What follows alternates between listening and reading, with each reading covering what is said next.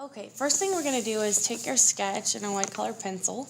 We're going to have you pick out your favorite phrases or words that stuck out to you during the tour. So what I like to do is start with the lightest pressure and just kind of move up from there. Alright, so while we're going over with our color pencil, we want to make sure that we're layering our words and our phrases, and even if we do some sketches, what that does is it creates depth in our piece. We're creating more of a background, a middle ground, and a foreground, especially when we're going to use the Conte later on and alter that with the really thin, light color pencil. After we're finished with the white color pencil, we're going to go ahead and move on to our white pastel pencil. The pastel pencil is thicker, but the point allows for more control, so I can continue writing my words.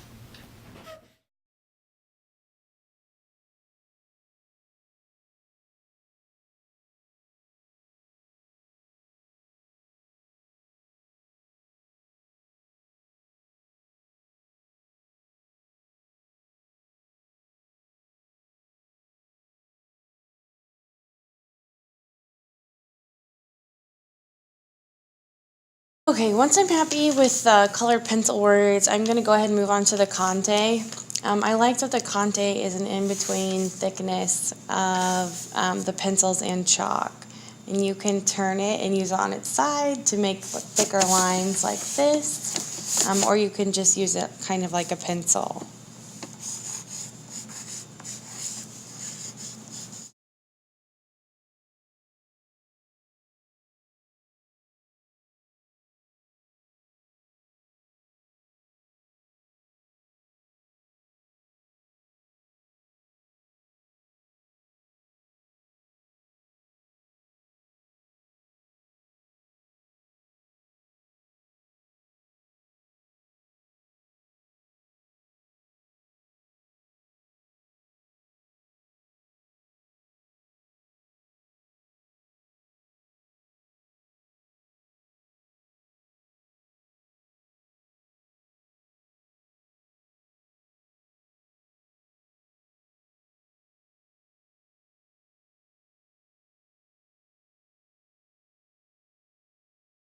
Well, the last part I'm going to do with this is I'm going to just take my finger, and we also have paper towels, and we're just going to go over some of the words or phrases. You can totally smudge them like this. I like to use my finger and like go over specific words. I like the idea because it kind of erases it, but at the same time you can still see the word. Or you can use the paper towel if you'd like to. Now that I have used the paper towel in my hand to smudge our pieces, I'm going to use the kneaded eraser. Once the kneaded eraser gets like full of gunk, you can just like fold it into itself and it'll clean itself up. Really nice for like specific areas if you want to clean up or take out, smaller pieces. You can also go back in and take out large pieces with this too. So if I wanted to take out this whole thing, you could do that. It's really nice because it creates like the faded look, kind of like how this C is looking, and you can just take out like layers upon layers. So if I want this A to be just a little bit lighter at the top, I can do that with the kneaded eraser. And I wiped out my area in the middle, but we can go back in and you can turn it and make it pointed, and you can go in and do like smaller areas like that.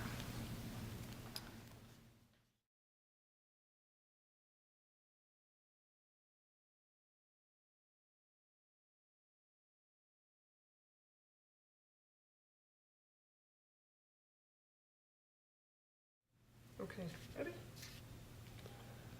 So now that you have your background laid out, we're going to be working on a line drawing for the boxing gloves. You first do a simple drawing, you want to lay out your boxing glove, make it just very general. And I need to sharpen my pencil, so this will help sharpen. Twist the pencil, not the sharpener. And then when you're drawing, what helps me is using the pencil sideways. And you can rotate the pencil so you keep a nice point, always.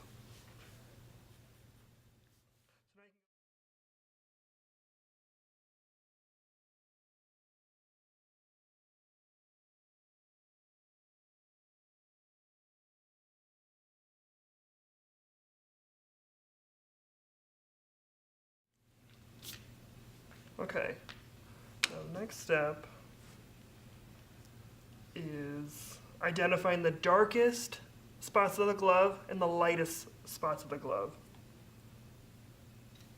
So for that, you want to take like your cool colors, like your greens, your blues, your violets, for the darkest. And for the lightest, you take like your warm colors, your yellows, your oranges, your peaches. So I'll do darkest first. That's how I work. I work dark first. So I find like the darkest parts.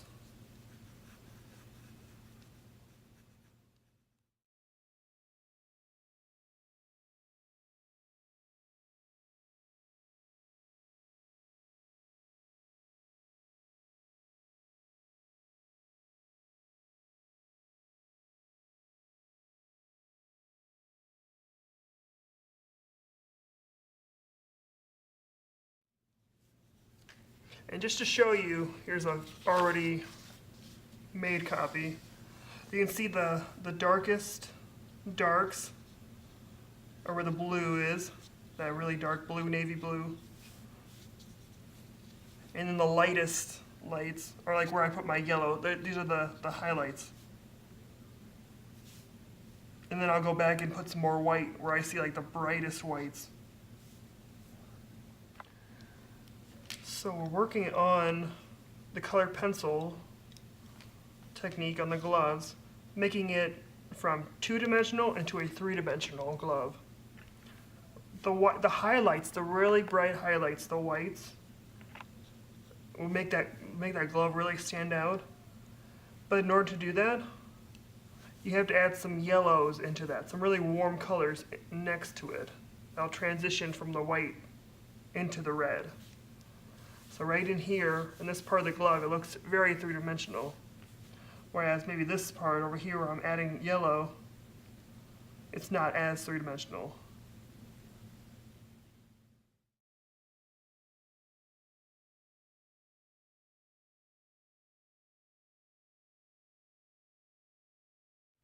So we're moving on to the burnishing stage.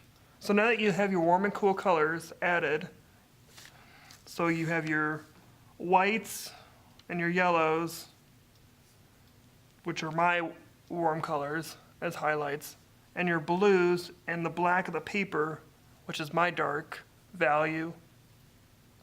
We're going to start adding in the final color and burnishing to make it look a lot smoother and hopefully a three-dimensional appearance.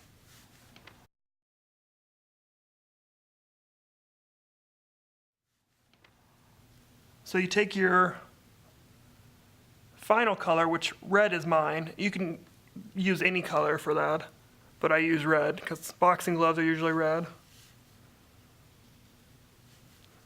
You just go over all the colors except for some of the highlights. You want these highlights to show, and some of the dark values. You want that to show some value.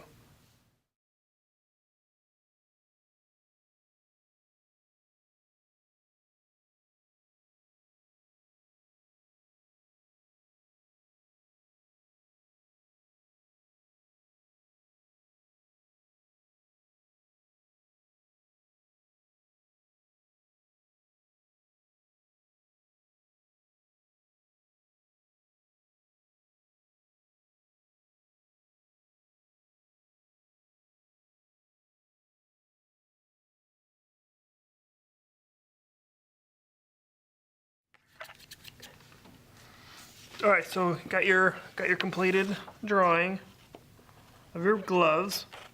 And all I'm doing is just cutting it out. And if there's some lines on it that you don't want, like some of the sketch lines, I'm cutting them right off.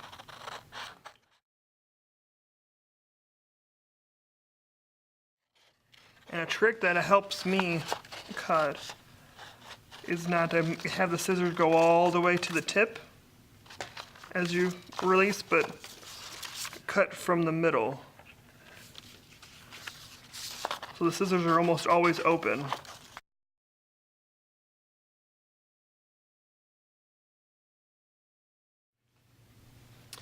All right, so our last step is to take our background that we created, and this is my background, and we're gonna figure out where we want our boxing gloves to go. So here are my gloves. We wanna create a dynamic composition with our piece as a whole. So what I don't want you to do is just take your gloves and put them smack dab in the middle. It definitely takes away from my words, takes away from my sketches, and it really kind of throws off the layering. So what I want you guys to just go ahead and try them in different spots throughout your composition, and whatever you decide you like I like mine over here, so I'm just gonna go ahead and keep those there. So we're gonna use glue and glue these down. Now I know you guys all know how to glue, but we're gonna go back to 2nd grade, and I'm gonna remind you to do just a dot, not a lot. And we're gonna go all the way around the edges of the gloves. If we just do the edges, it makes it a lot easier. It makes it flatter, and it just looks better.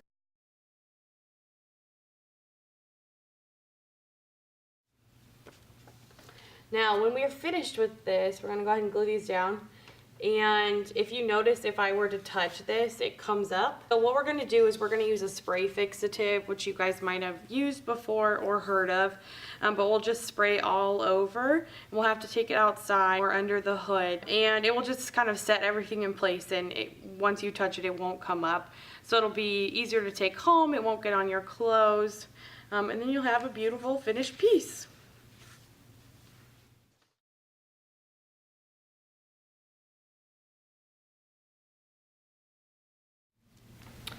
One of the last things we're going to have you do is write a reflection. So in your reflection, you're just going to write it on the back of your note paper. And we want you to just kind of discuss like why you chose some of the words that you chose.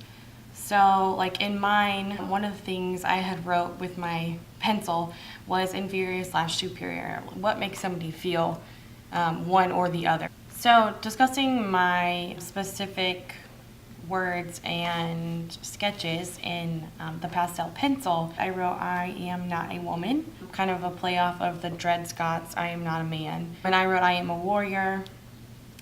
I layered some of these words on top of the other words. I layered community on top of perspective, because sometimes I feel like your community or the way that you think that you are supposed to react overshadows like your own perspective. I also wrote unearthed history. This is a really important one to me. I feel like with this show, we are talking about so much history that I never learned. So I really liked having this in bold, and it's in all capital letters, because to me that was very important. I also discussed Lincoln. One of the things that we talked about was how he was speaking to his community in the piece. And that's not the Lincoln that we know. Is it okay for him to talk like that if he's trying to get votes or talk to that specific group of people, knowing that that's what they want to hear?